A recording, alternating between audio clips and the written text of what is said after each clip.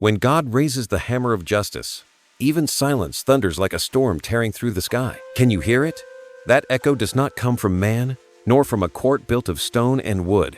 It rises from an invisible tribunal, where truth cannot be bought, where no defense holds weight. It is the moment when the entire universe holds its breath, and divine justice speaks. In today's world, we live behind countless masks. Images are carefully crafted.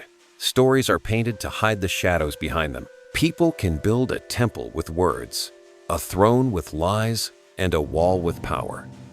But there is one thing no one can escape: divine judgment. It asks for no permission, needs no agreement, requires no signature. It arrives like a sudden storm, on a clear blue sky. Imagine this. Deep within the human body, every emotion leaves a mark. Guilt does not stay locked in the mind. It bleeds into every cell. Studies have shown that long-term deception and inner torment can turn into illness, ulcers, insomnia, a weakened heart. But that is only the beginning, just a pale shadow of a much greater truth. Because when God holds the scale, sin does not just tire you out. It becomes a sentence, etched into your body and your soul. When that judgment comes, it does not knock politely. It does not ask, "Are you ready?" It walks right in, and the first thing it does is not punish, but diagnose, like a metaphysical doctor placing a stethoscope on the soul of the guilty. And immediately, it hears every lie told, every betrayal made, every shadow in thought. Nothing can hide. Then, the punishment begins to take shape. Not vague, not random, but sharp as a blade forged for each specific sin. What was sown is now harvested. Imagine the one who smeared your name with rumors. One day, rumors even more venomous will turn and devour them. Imagine the one who tried to isolate you, who left you in loneliness. They will one day watch every relationship unravel, every friend turn away, until even their own shadow refuses to stay. That is mirrored justice, a wound tailored to the very blade once held in their hand.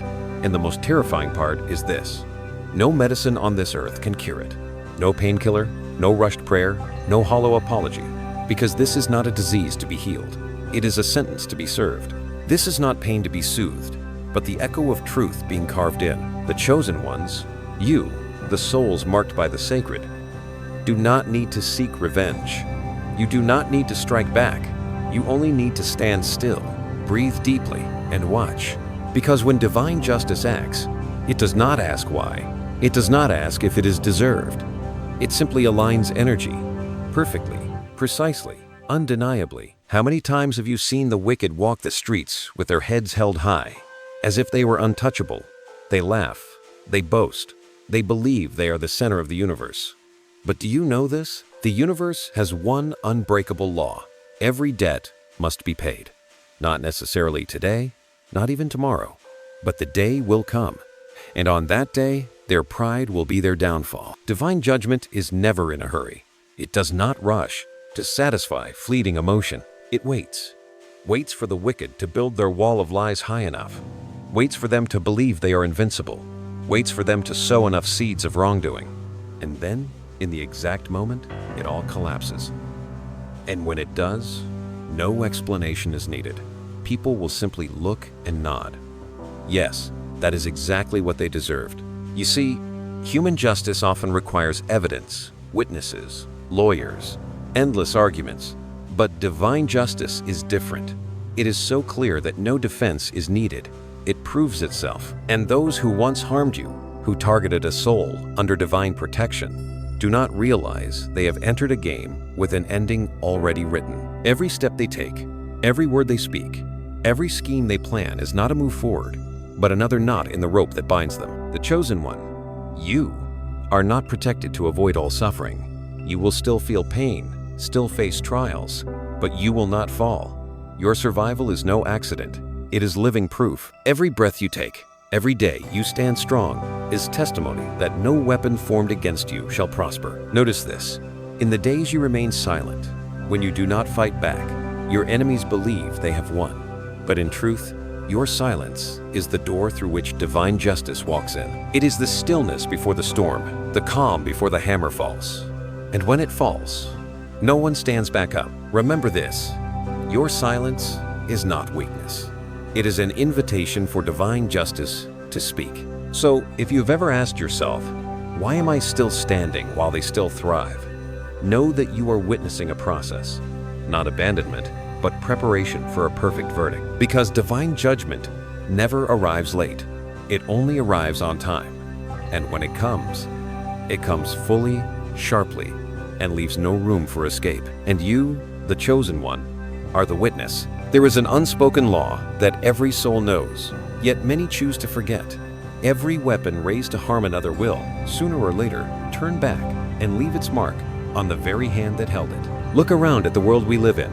There are those who seem born to manipulate, to lie, to use cunning schemes to bring others down. They believe that sharp intellect, a charming smile, or a web of power will protect them.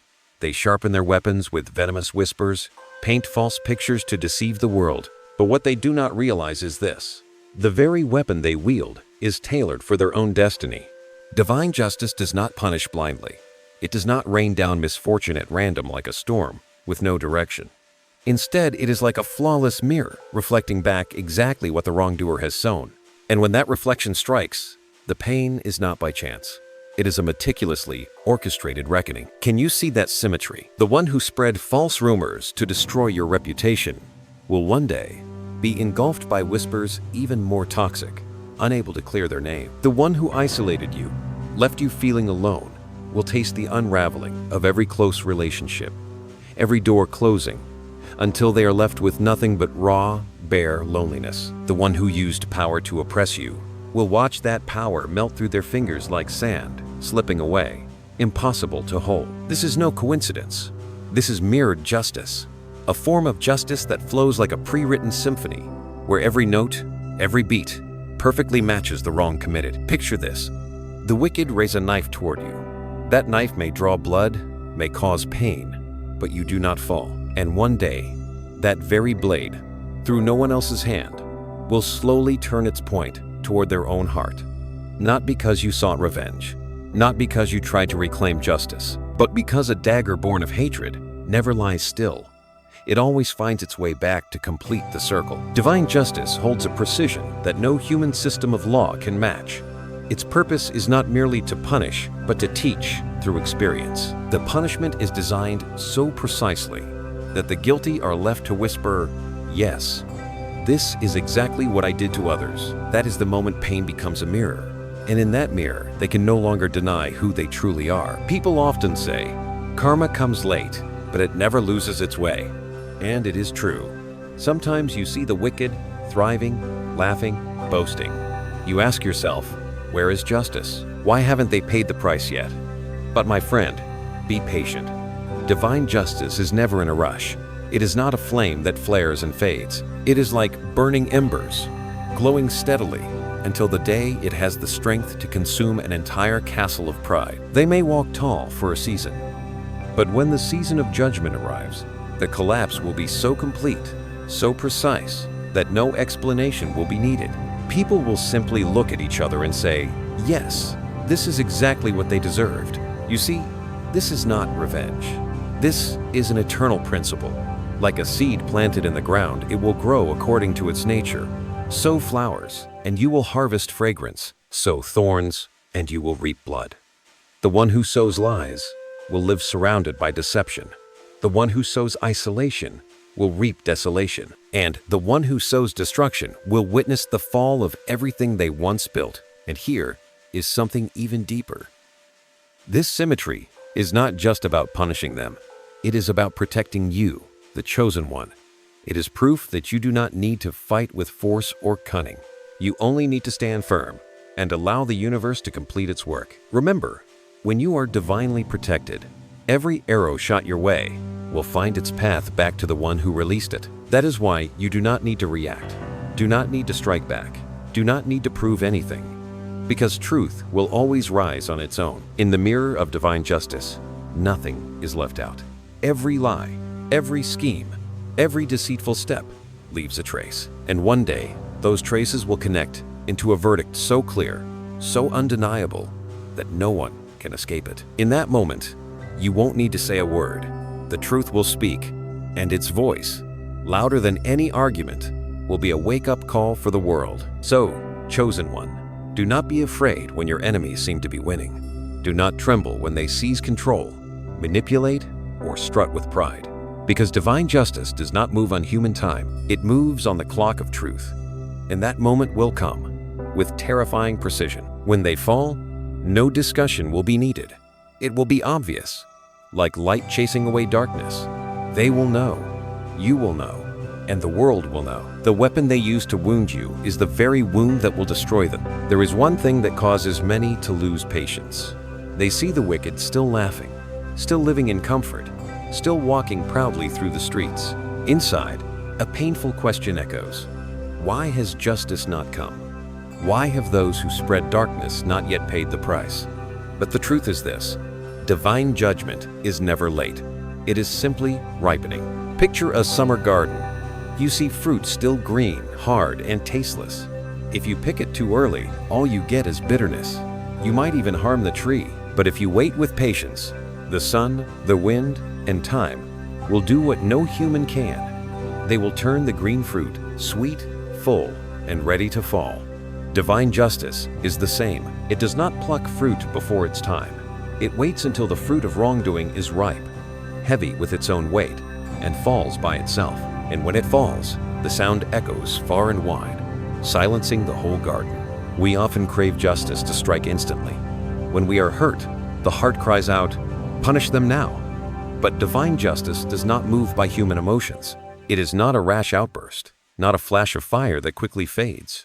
It is a sacred strategy, calculated with precision, observing every move until every piece falls into place. When the wicked believe they are safest, when they think they've escaped every eye, when their pride reaches its peak, that is when the fall becomes the most devastating. Judgment does not rush, because the collapse must be loud enough that no one can deny it. Look at those who sow hatred. In the beginning, they are often praised. Their schemes may succeed for a season.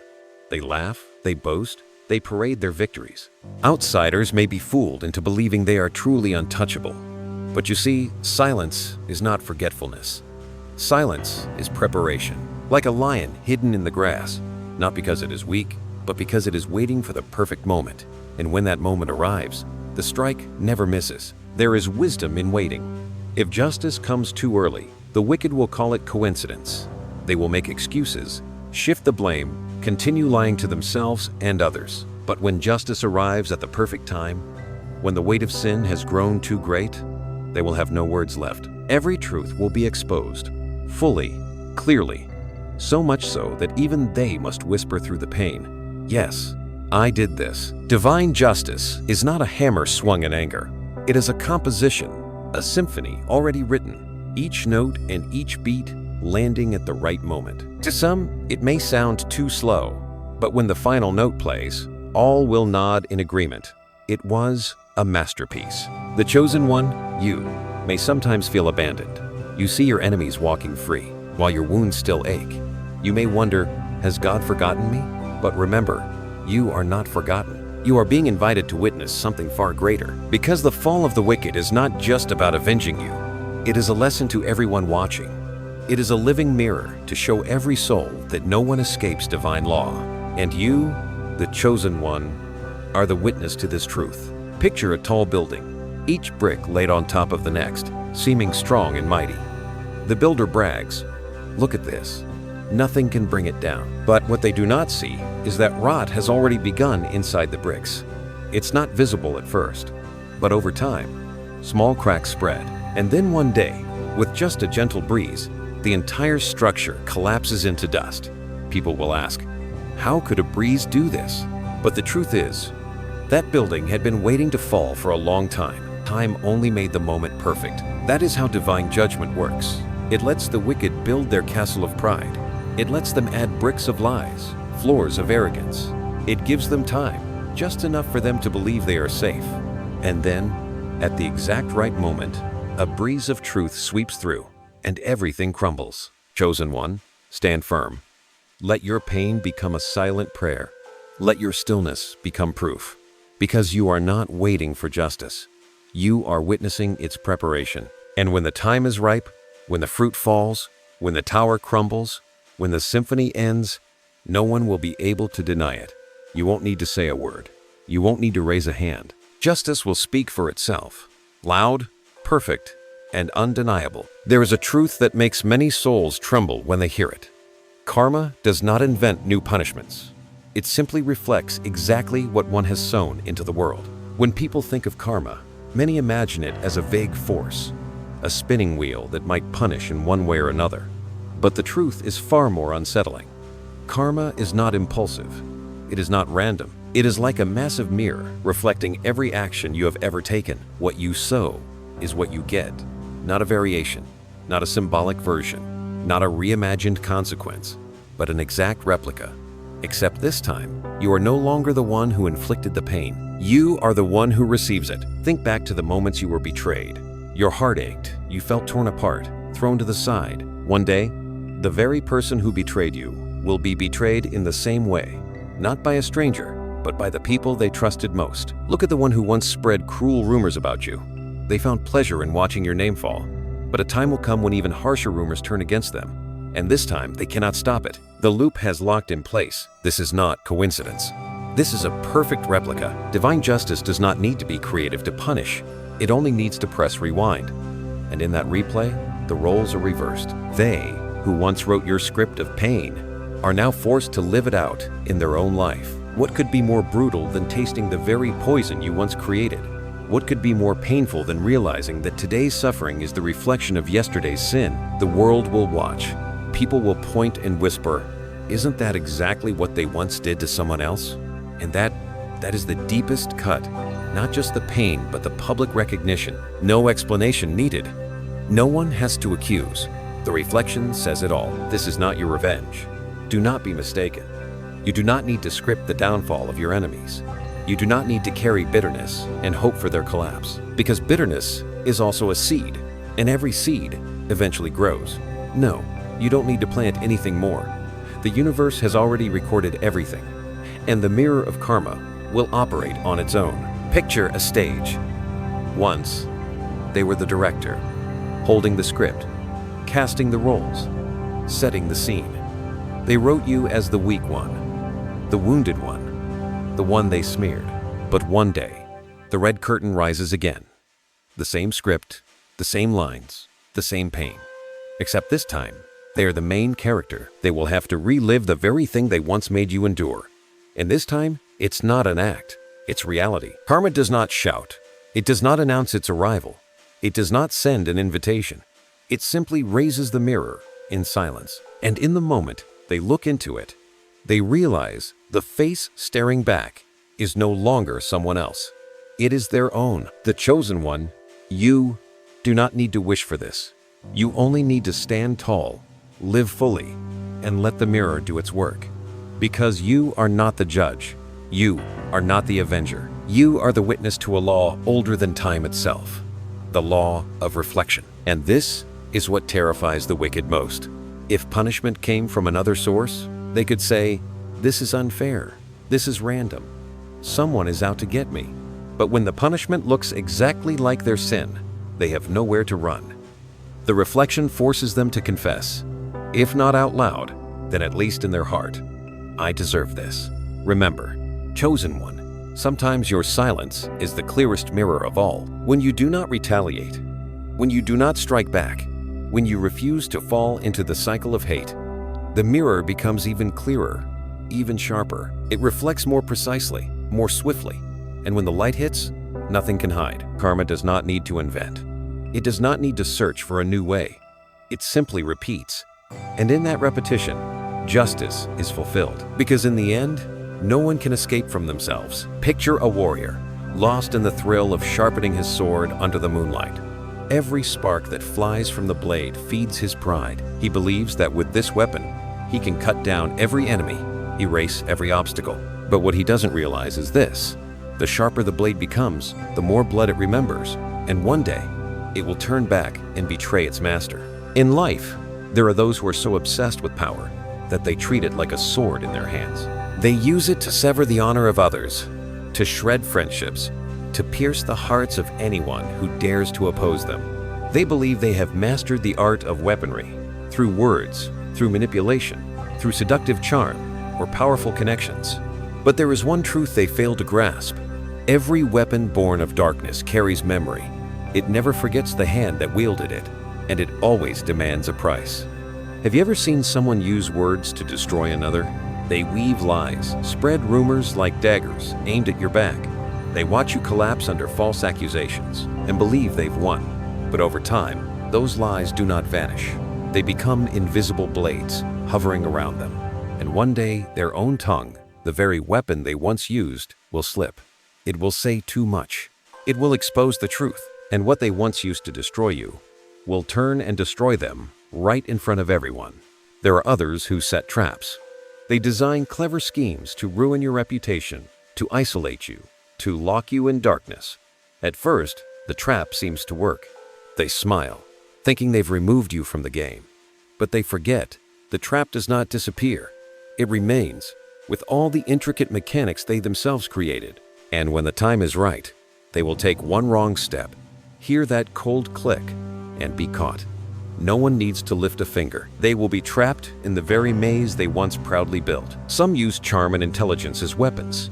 They believe they can twist the truth, control emotions, make the world dance around their words. But that charm carries a double edge. One day, the very mouth that once enchanted will speak too freely and expose everything. One day, the intelligence they use to control others will become the very net that ensnares them. The chosen one, you, must understand this.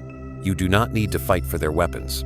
You do not need to wield a blade to defend yourself, because that weapon was never yours. It belongs to the darkness, and darkness always collects its debt. Picture a boomerang. When thrown, it slices through the air with terrifying speed, seeming to vanish into the distance. The thrower smiles, thinking the target is hit, but they forget. The boomerang always returns. It has a path that cannot be altered. And in the end, the hand that cast it is where it strikes. This is how divine justice works. No need for human hands, no need for revenge, only time. Perhaps you've seen the wicked smile smugly. They stand among crowds, boasting that they are untouchable. They laugh at your pain, convinced that no one can reach them. But stay calm, because the sword they wield has never been still. It drips with blood. It remembers. It waits. And one day, their own hand will slip, and the blade will turn. The weapon they used to wound, you may have caused pain, but it did not destroy you. Your wound became a scar, a mark of survival, a sign of the protection surrounding you. But for them, it is different. When the weapon turns back, it does not leave scars. It delivers the final sentence. Chosen one, remember this. Every weapon born of hatred carries a curse of betrayal, and that curse always completes its course. When that day comes, you won't need to say a word. You won't need to explain. You won't need to defend yourself. The world will see. The world will nod. And the world will whisper, he fell by the very blade he once sharpened. What happens when a bloodthirsty warrior swings his sword, shouting wildly across the battlefield, only to find that his opponent does not fight back? It is no longer a battle. It becomes a performance, one where he is the actor, the audience, and the victim of his own frenzy. This is the tragedy of those who dare to wage war against the Chosen One. They believe they are attacking you, but in truth, you never stepped onto the battlefield. They are fighting with the shadow of themselves. The Chosen One does not need to enter the chaos. You are shielded by an invisible armor, silence. And this silence is not weakness. It is a sacred strategy. It allows the enemy to sink deeper into their illusion of victory, growing louder and more reckless until they destroy themselves. Watch how they act. At first, everything is subtle.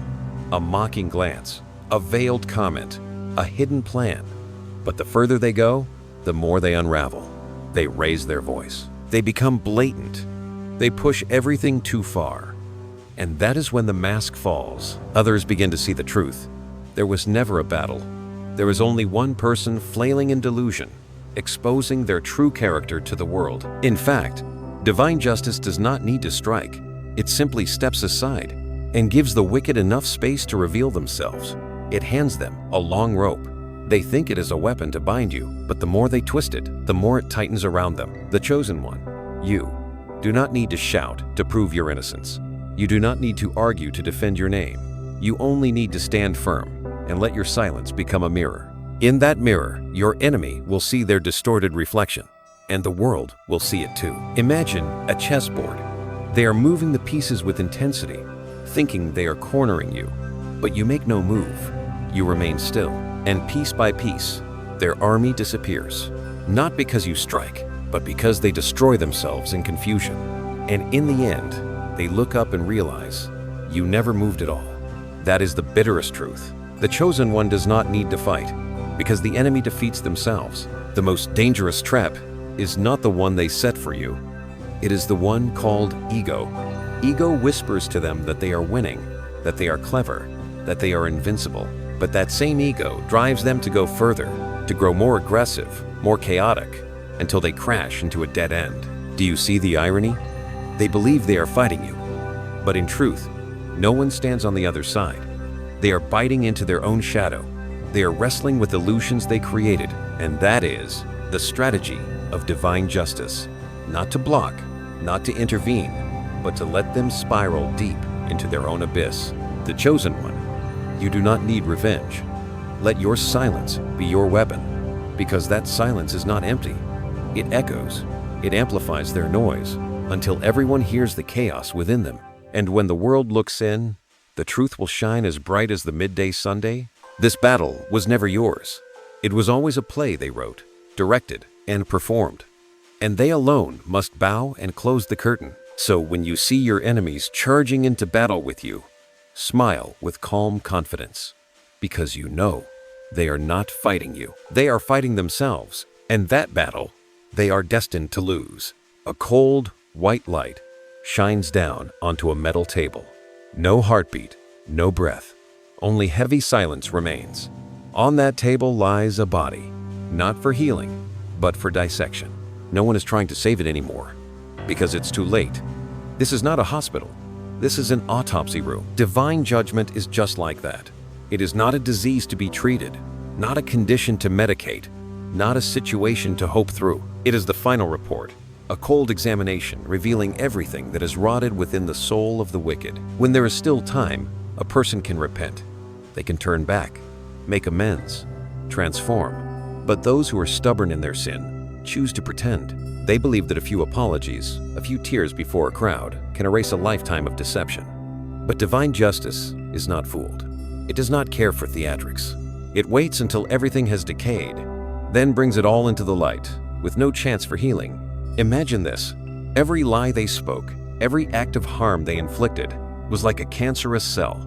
At first, small, seemingly harmless, easy to hide. But over the years, it spreads. It destroys from within. And when judgment arrives, it does not ask, "Would you like to be healed?" It simply declares, "This is the result. This is the cause of this soul's slow death." People often think judgment is punishment, fire, wrath, destruction. But it is not. Judgment is simply the truth revealed. It does not exaggerate. It does not distort. It does not invent new punishment. It simply hands over the final report. This is who you are, without the mask. What the wicked fear most is not pain. It is this moment, when all the disguises fall away, when all excuses go silent, when their entire life is laid bare on the table.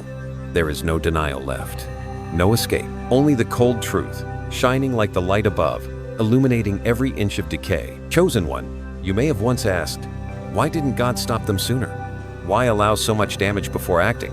But understand this, judgment does not come to save them. It comes to reveal. It comes to expose. It comes so that everyone who was ever deceived can finally see with clarity. This is the result of a life lived in darkness. Just as a forensic doctor cannot save the dead, divine judgment does not arrive to offer another chance. It comes to write the final report, one that cannot be edited, cannot be hidden, cannot be painted over. Everything concealed is revealed. Every dusty secret is brought into the light. This is why no medicine can heal judgment. No last-minute prayer can stop the report from being delivered. Because judgment is not a disease. It is the final mirror. And that mirror is not only for the wicked, it is for the world. For those who were hurt, who were lied to, who were left doubting themselves, so they can witness the truth, so they can know. They were not crazy. They did not imagine it. They were never alone. Everything they endured, was real, and now it is confirmed, in full view of all. Chosen one, do not fear the long silence of justice. That silence is not abandonment. It is preparation for the day of reckoning, the day the lights come on, the lies fall apart, and the truth stands alone in the cold room. Divine judgment does not come to heal. It comes to open, to expose, to document the final truth. And once that page is written, it is never erased. They may cry, they may plead, they may scream, but under that cold white light, no one can negotiate anymore. Because this is not a place for mercy. This is where truth speaks. So, stand firm. Let judgment complete its work. Because in the silence of that room, you will see clearly every lie, at last, must bow to the light. And the truth, though it may come late, is always the final result. A cracking sound echoes through the night. At first, it is faint, like creaking wood. Then it grows louder, thunderous, like a storm. A massive dam, once proud and holding back water for years, begins to fracture. And when the cracks can no longer bear the pressure, dark waters burst forth, sweeping away everything in their path. Nothing can stop it. The secret has shattered. The truth has broken free from its chains. This is what it looks like when divine justice exposes the unrepentant. For years, they stacked lies like layers of concrete, believing they could build a dam strong enough to block out the light. They thought that with enough cunning, enough force, and enough persistence, they could bury the darkness forever. But truth never agrees to be imprisoned. It only waits for the right moment to break through. And when it does, it washes everything away. The unrepentant believe they are cleverer than sacred law. They deny their wrongs, conceal their sins, turn them into habit. They justify their actions. I didn't really hurt anyone. Or, everyone lies sometimes. Then they craft an elaborate mask, convincing others of a false kindness. But each excuse, each cover-up, is another crack in the wall. At first, invisible, but the pressure keeps rising. And one day, every deception explodes at once. Exposure is the final cost. Not because someone wanted to humiliate them, not because you begged for revenge, but because exposure is the currency the unrepentant are forced to pay. Do you see the harshness in this? Had they bowed their heads, they could have received mercy. Had they confessed, forgiveness would still be possible. But because of their pride, because they clung to the mask, justice had no choice but to rip it off in front of everyone. Imagine this. Secrets, once buried in the dark, are dragged into the light of the public square. Not just one mistake, but a whole chain of deceit. Not just one rumor, but an entire web of lies unraveled at once. And those who once believed them, who once stood by them, now stand in stunned silence. No defenders left, nowhere to hide. The unrepentant will face this: a public isolation. Wherever they go, the shadow of their past follows. People whisper, point, remember. Their reputation, once a shield, becomes a sentence. Every word they once spoke turns into evidence against them. Chosen one, you. Do not be surprised when exposure comes like a raging flood. Do not be shocked when it arrives without warning and destroys every illusion in an instant. Because this is how justice works. It waits until there is nothing left to deny. Then it reveals everything, all at once, with nothing left behind. You were once wounded in silence, in secret, in whispered conversations behind your back. But justice will return in kind. Only now, their collapse will be public, before all eyes. Remember, exposure is not cruelty, it is balance. If they once cast shadows in front of the community, then the community must also be the witness when the truth comes to light. It cannot be otherwise. And you, the chosen one, do not need to say a word. Your continued presence, still standing, still whole, is the living proof. People will look at you, at your patience and your silence, then look at their downfall, and they will know who was truly protected. When the dam breaks, the water doesn't only destroy, it also clears away everything false, leaving behind a bare field where truth can grow. And so it is with exposure. It doesn't just strip away the masks, it restores the balance. The unrepentant will pay not with money, not with status, but with the very thing they once held most dear: image, reputation, voice.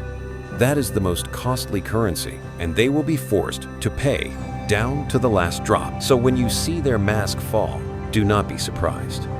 When their secrets spill out like a flood, do not think it is an accident. Number, it is a sentence long prepared, now carried out for all to see. In the silence beneath the earth, a seed falls. No one hears it. No one sees it. The soil wraps around it, burying it deep. Some believe that this is the end. The seed has disappeared. But the truth is, beneath that quiet surface, life has already begun to stir. And when it breaks through, it is not just a harmless sprout. It is a towering tree, ready to entangle the very one who planted it. Every action in life is a seed. A word of truth planted will bloom into trust. An act of love will blossom into the fruit of friendship. But the same is true for lies, for schemes, for betrayal. These too are seeds. And the seeds of wrongdoing do not die. They grow. They become trees of judgment. The wicked often believe, if no one knows, then it's as if it never happened. They bury their sins as if hiding a corpse in a garden. They believe that silence and time will make everything disappear. But they forget one thing. Soil does not consume. Soil nourishes. Everything sown into it will eventually rise. When sin is first planted, it is small, invisible, like a freshly fallen seed. No one notices. Even the one who planted it forgets. But over time, it draws strength, sinking roots into the soul. Every deceitful act becomes water. Every proud excuse becomes sunlight. And slowly, that tree grows, strong, unmovable. Then comes the day it breaks the surface. At first, it's a fragile sprout, but soon it becomes a towering tree with deep roots and sprawling branches. And when people finally see it, no one can deny it. This is the result of a seed planted long ago. The most terrifying part is this: that tree does not grow in secret. It does not hide forever in the shadows. It grows in the open, where all can see. The sin once buried becomes a public monument, a visible symbol that cannot be denied. Chosen one, you have endured the darkness that others sowed. But remember, sin never dies in the dirt. It always comes back. And when it returns, it not only recalls the past, it becomes the very instrument that binds the one who planted it. Imagine someone who thought they were sowing seeds of power. They lied, manipulated, betrayed, believing it would all benefit them. But in the end, the tree that grows is not one of victory. It is a tree of judgment. And they find themselves hanging from its branches, not physically, but in reputation, in honor, in peace of mind. Divine justice never needs to push them down. It simply lets the seed complete its journey. And when the tree of judgment is fully grown, they get entangled in the branches, bound by the roots, hung by their own doing. Chosen one, understand this. You don't need to worry about how deeply the wicked have buried their secrets. No secret stays in the ground forever. Everything grows. And when it does, it grows openly, clearly, undeniably. The world has seen it again and again. A small lie becomes a massive web. A single betrayal leads to a lifetime of paranoia. And when truth finally sprouts, it is no small tree. It is a forest of evidence, surrounding them with no escape. The irony is, they nurtured it themselves. Every time they refused to repent, they added another drop of water. Every time they laughed at someone else's pain, they gave more light to the growing tree. They are the sower, the waterer, and in the end, the one bound to the tree they raised. Chosen one. When you see the tree of judgment rise, do not be surprised. Do not think it is sudden. Number, it is the natural result, the full maturity of a long-buried seed. And when that tree stands tall, the world will see. You won't need to tell the story. You won't need to prove anything. That tree speaks for itself. It is living proof, undeniable, that every sin takes root and justice always comes in season. So stand firm. Let them reap what they have sown. And remember, the seed of sin never disappears. It only waits to become the tree of judgment. The storm passed through. Trees were uprooted. Homes were torn apart. The sky turned to chaos. But when the clouds cleared, there stood a figure, still standing. Not because the wind didn't touch them, not because the lightning spared them, but because an invisible force had held them upright. They didn't escape the storm. They survived it. And that survival became the most powerful testimony of all. The chosen one, you. were never promised a life without pain, betrayal, or attack. In fact, because you were chosen, the darkness tried even harder to break you. But the difference is this: you were never abandoned in the storm. You were protected to walk through it. Many on the outside look at you, see you fall then rise, see you wounded but still here, and they don't understand. They think it's luck or some hidden strength within you, but the truth runs deeper. The protection you received was never meant to make you invisible to the storm, but to make you the witness after the storm. Your enemies once thought, one blow will bring them down, one rumor will bury them. But they were wrong.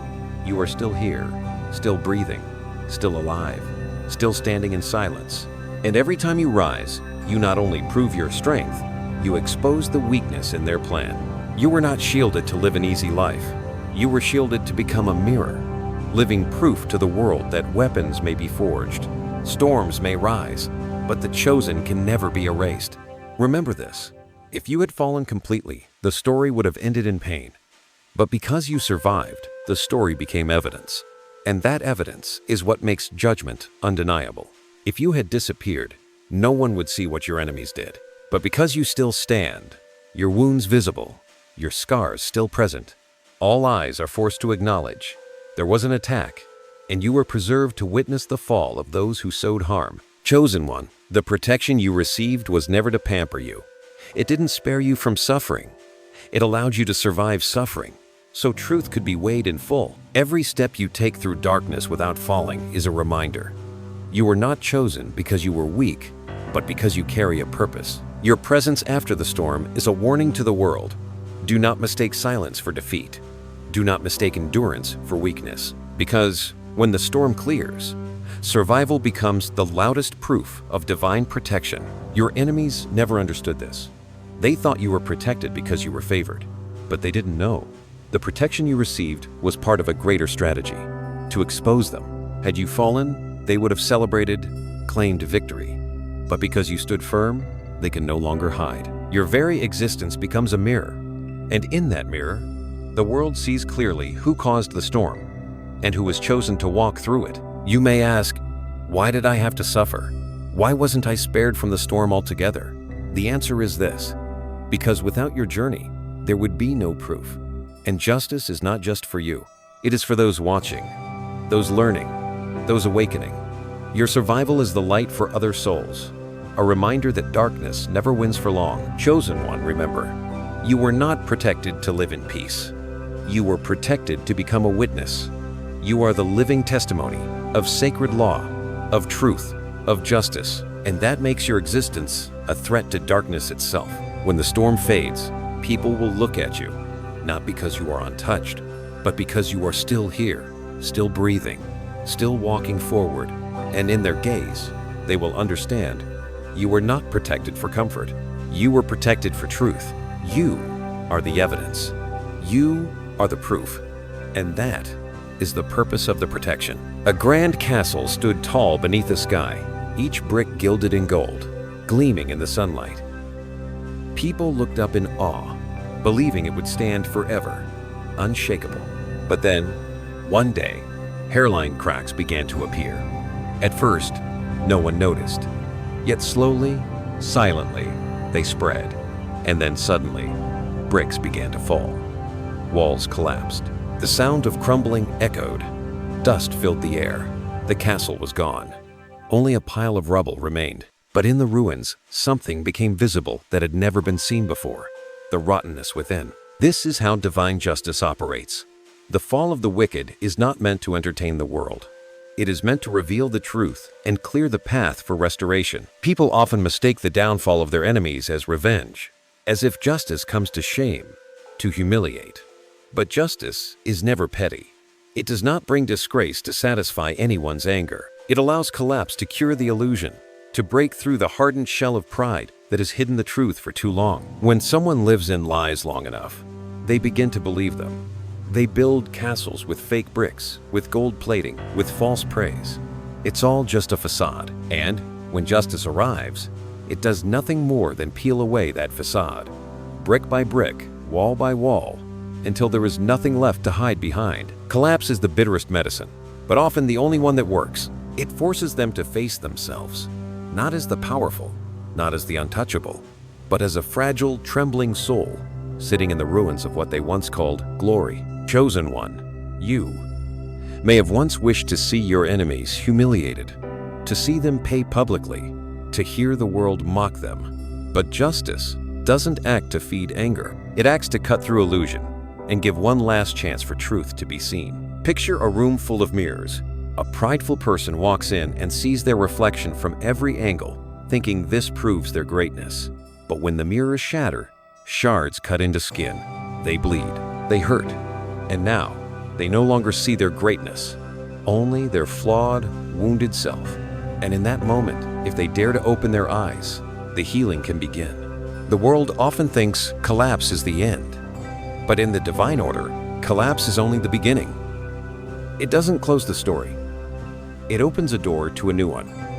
If the soul is willing to change, chosen one, remember, the protection you've received wasn't just to keep you safe. It was to keep you present to witness this truth. You are a witness that justice doesn't seek to humiliate, it seeks to awaken. The fall of the wicked is not just a response to your pain. It is a lesson for the entire community. Some may choose not to learn.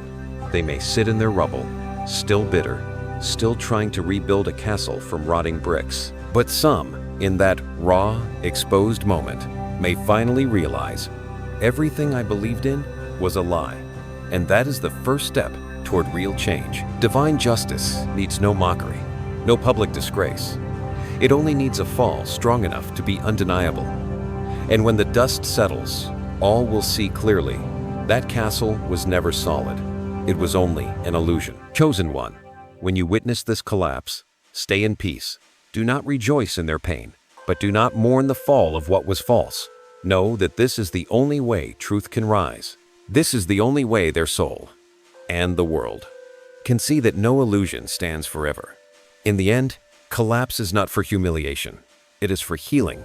It is to remove the false, the rotten, the excess, so that only the real remains. And sometimes it is only through the rubble that we can finally see the foundation needed to build something true. So stand firm, chosen one. When false walls fall, when dust clouds the air, be patient, because in the end, the truth will emerge. And in that truth, you will see clearly. Justice does not humiliate, it heals. Justice does not mock, it sets free. In a crowded hall, the spotlight shines bright. Applause erupts. Cheers fill the room as one man stands at the center of the stage. He smiles, convinced he has won, believing the story he created is the only truth. But over time, the applause fades. In its place, whispers begin. Doubt creeps into the eyes that once admired him, and soon, the very stage that once crowned his glory becomes the echo chamber of his collapse. The wicked rarely harm you in silence. They know how to choose a stage. They know how to gather an audience, how to persuade the crowd with lies. Their goal is not just to break you, but to make others believe that you were wrong, that you were weak, that you deserve to be cast aside. They orchestrate a public courtroom, turning you into an invisible defendant. The laughter, the applause, the nods of agreement, all become silent daggers, cutting deep, and you endure them quietly. But divine justice never ignores that stage. Because the place where they tried to shame you will become the very place where the truth about them is revealed. Imagine that same hall, the one that once roared with applause for them. Now, in that very space, the truth erupts. Their hidden secrets surface. The people who once believed them begin to whisper, to question, to turn away. There is no more clapping, only the echo of a downfall. The chosen one, you, don't need to return to justify yourself. You don't need to step onto that stage to explain, because truth has a way of speaking for itself. And the most ironic thing is this: it speaks loudest in the very place where they tried to silence you. This is perfect balance. If deception took place publicly, then the unveiling will be public too. If your name was smeared before a crowd, then your truth will be restored before that same crowd. Not in shadows, not behind closed doors, but where all can witness it. When it happens, you'll see a paradox unfold. You did nothing, yet your very existence is living proof. People will see you, still standing, still steady, still unshaken, and they will compare you to the other, the one who now loses mask after mask, trembling under the gaze of the same audience that once praised him. Divine justice doesn't need a new stage. It takes theirs, the one they once ruled with pride, and turns it into a real courtroom. The place where they once silenced you now echoes with judgment upon them. You may think this is cruelty, but it is not. It is justice. Because if your humiliation happened publicly, your vindication must happen publicly too. It cannot be any other way. Chosen one, when that moment comes, you won't need apologies. You won't need confessions. Your silence will say it all. People will see. People will understand. And that quiet realization is the heaviest sentence of all. Picture a singer who once stood on stage, showered in applause. But once the truth comes out, the next time they appear, all that's left are whispers, suspicious glances, and empty seats. That silence, that turning away, cuts deeper than any insult. It is the echo of a downfall. Chosen one, hold peace in your heart, because when it happens, you'll see, justice does not only work in shadows, it echoes in the light, in the very place they once celebrated, in the very spot they thought was their stage of victory. And when that echo spreads, no one will need to explain a thing, because everyone will understand, and truth, once again, will rise. The only true victor. A quiet lake lies deep within the forest. No ripples, no sound, only perfect stillness. But when you lean in to look, every image appears with clarity. The sky, drifting clouds, the shadows of trees, even your own reflection. Stillness is not weakness. It reflects everything, revealing all without a single word. This is the silence of the chosen one, not the silence of fear, not the silence of surrender. It is the silence of strength, the silence that becomes the final mirror, exposing the truth of the wicked. The enemy always hopes you will react. They want you to shout, to argue, to be pulled into their chaos. Because if you lose control, they will use it against you. But when you choose silence, when you refuse to enter the turmoil, that silence becomes your greatest weapon. Watch closely. In your silence, their noise becomes louder. In your peace, their chaos becomes more visible. Outsiders don't need you to prove anything. They only need to compare two images, one calm, unshaken figure, and one loud, unraveled one. And in that contrast, the truth reveals itself. Your silence is the final mirror. It does not speak, it does not accuse, but it exposes everything. When the wicked look into it, they do not see you. They see themselves. They see their own hatred, their lies, their insecurities reflected in your calm presence. And nothing is more painful than being forced to see oneself so clearly. Chosen one, you may sometimes wonder if silence is weakness.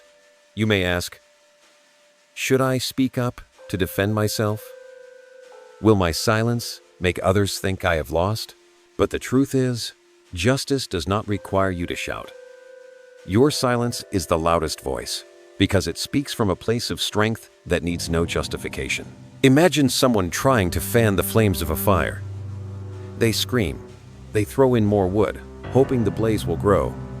But in front of them stands a wall of ice, your silence. The flames snap and crackle, then fade, and the wall remains, untouched, unmoved. In your silence, the world begins to see who truly holds power.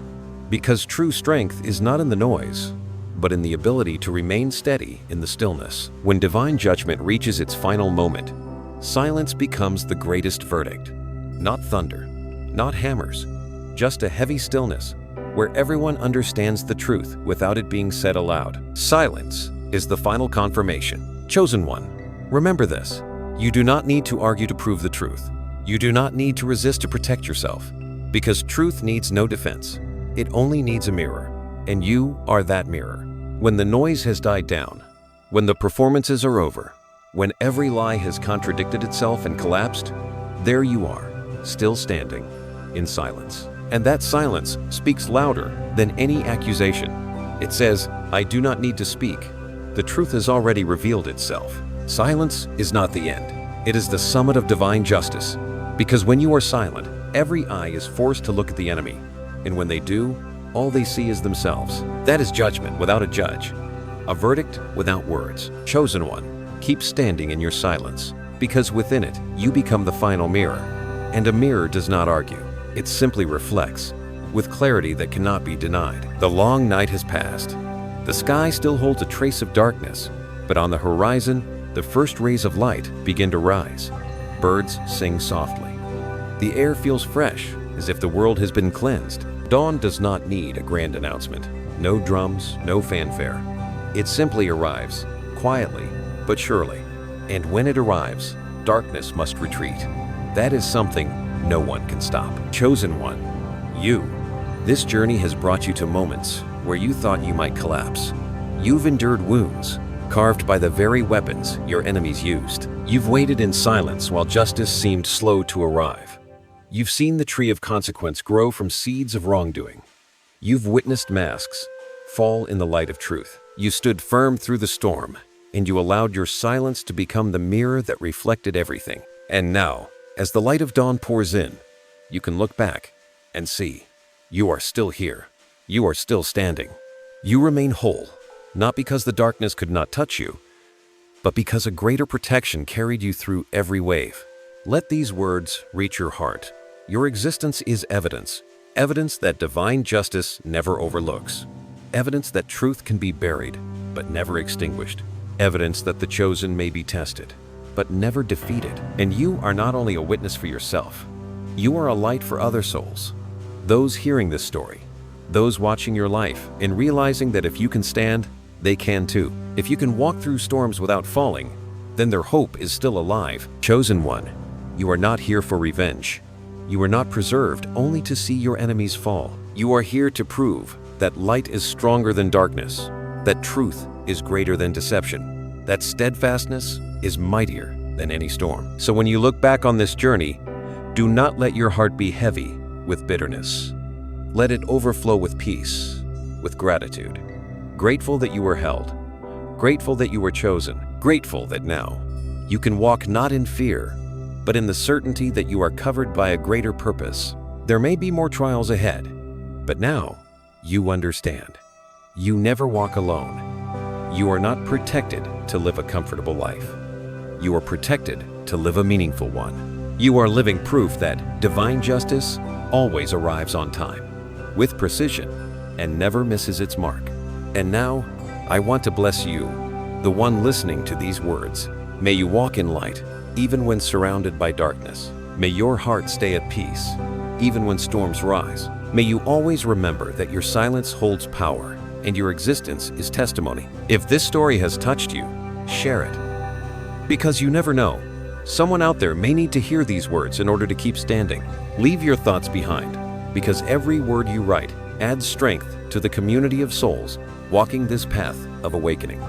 And if you wish to keep walking together, stay with us. This is only the beginning of a longer, brighter road. Chosen one, lift your head high. The storm has passed. The dawn has come. And you are the proof that divine justice always prevails.